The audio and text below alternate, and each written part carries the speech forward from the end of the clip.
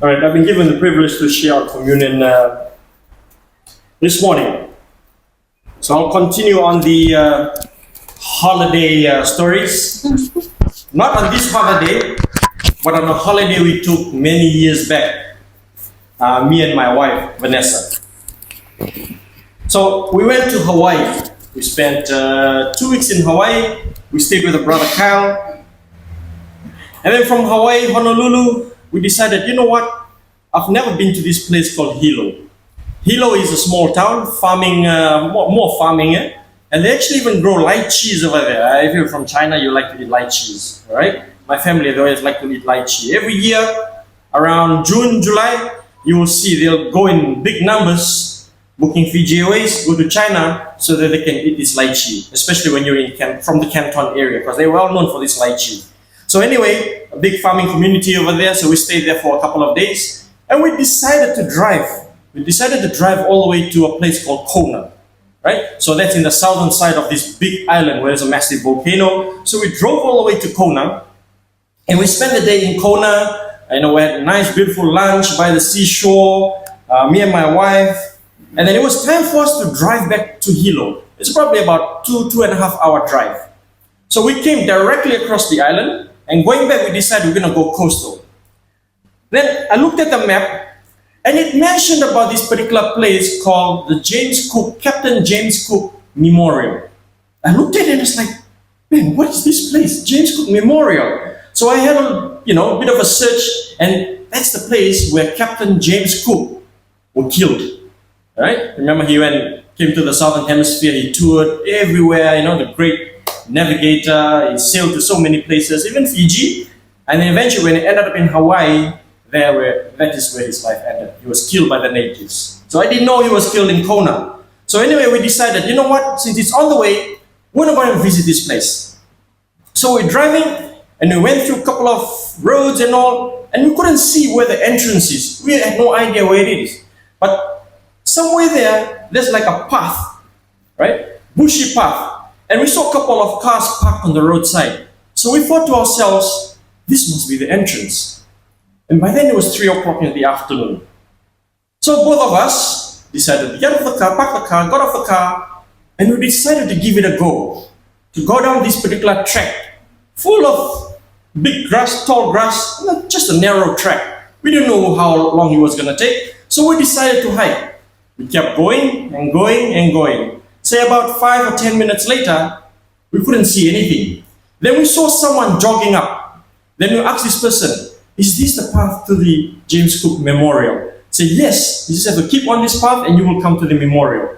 The person didn't tell us how long it was. So we went and we went and we went. Half an hour later, we were still going. 45 minutes later, we were still going. Now, having been trained in threat and error management, right, I would have thought to myself, this is high risk. We're in the middle of nowhere. We don't even know this place. I don't even know if there's dangerous animals or snakes.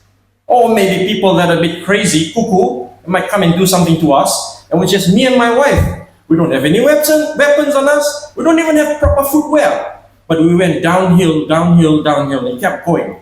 An hour later, right? Go back to the previous video. An hour later, let's go back to the previous video. Right. Yeah, that one. Okay, just play that. Go back or press play. Right? So an hour later, we were on the bottom, on the beach, and we couldn't see any memorial. So we thought to ourselves, we've taken the wrong turn. And by then it was 4:30, close to 4:30. Sun is about to set, and we've got another hour or more hiking up the hill again. What are we doing? We're stupid people. So eventually then we saw another guy come. So I asked him, is this the right place? Is this where the James Cook Memorial is? And the guy said, yes, you're at the right place. You just got to trek further that side. So we decided to trek. Lucky it wasn't too long. So eventually we came to the James Cook Memorial, and there you go. You can see that white memorial erected, right? And there was a few people there on the beach swimming. Beautiful place, but this is the place where he was murdered. This is the place where he was murdered. Beautiful place though, but very unfortunate.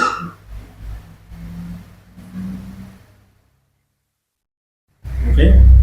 So, long story short, after we spent maybe 5 or 10 minutes here, took some photos, admired the scenery, we decided to hike back up. So it took us about an hour and a half hiking back up. And by then, the sun was starting to set. Alright? The sun was starting to set. The next picture. There you go. And as we were hiking up, and I saw this particular tree, then I said to my wife, you know what? We're going to put something over here to remind us, never know, in future, we might come back and we'll see this pile of rocks over here and we'll remind ourselves, remember that time where we were young and stupid, right? Without factoring in the risk, and we decided to do this hike 4 o'clock in the afternoon. It took us about 3 or 4 hours going up and down. By then the sun has set. Stupid us. So that's the tree where the pile of rocks were. Alright? So eventually we go back to the car, and then throughout the night we drove back all the way to Hilo. So that's, long story short, that was us a couple of years ago. Not thinking. So Joshua chapter 4 verse 1, alright, to 7.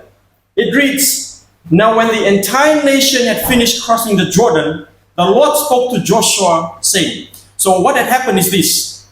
Moses had taken the Israelites out from Egypt because they've been crying to him. For over 400 years, they were kept as slaves, right? They were made to do hard work. You know, they had no freedom. So they cried out to the Lord. Lord gave them someone, which is Moses, to bring them out of Egypt. So as they came out of Egypt, God blessed them and showed them so many miracles, but they continued to sin and reject Him. So as part of their punishment, God made them wander in that wilderness for 40 years.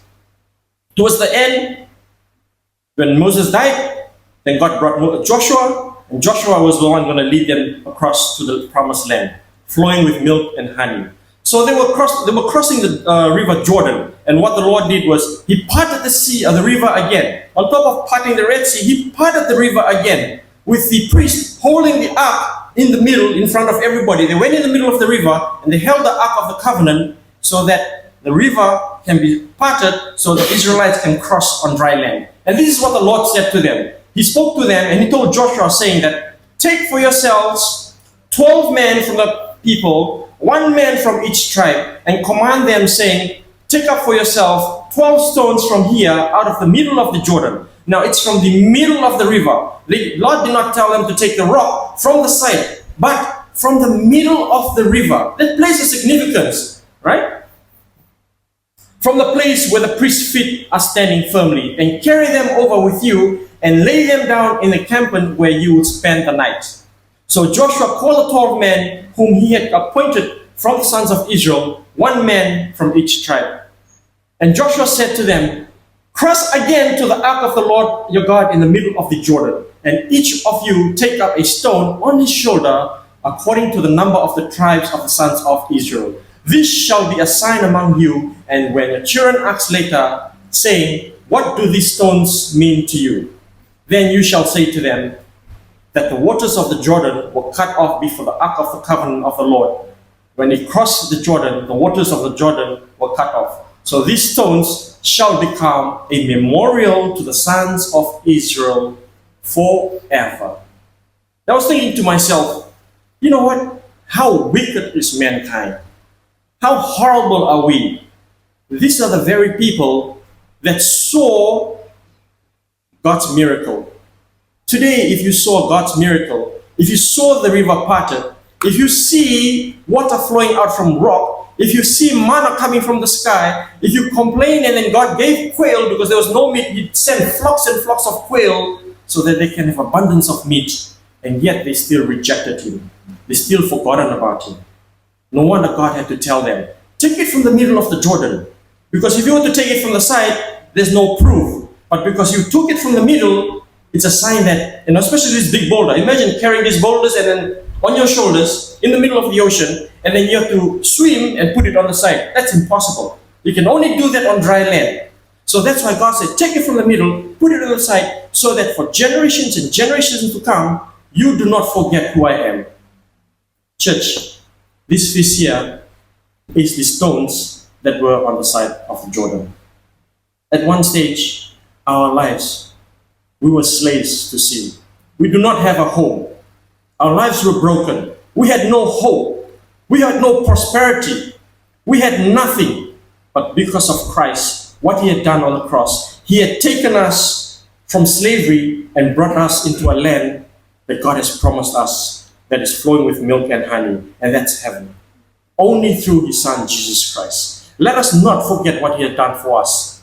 Because the moment we're going to forget, that's the time where we're going to backtrack and go back to where we are. Right? This feast over here, the bread and the cup, it's not going to save us. It's our daily walk with Him. Our continuous devotion in the morning when you wake up, reading the Bible, praying to Him, thinking about Him, fasting. This is what's going to hold us close to God. And this is what's going to stop us from straying and connect us with Him daily. So let us continue to thank Him, especially what His Son Jesus had done for us, because without this, we wouldn't be here today.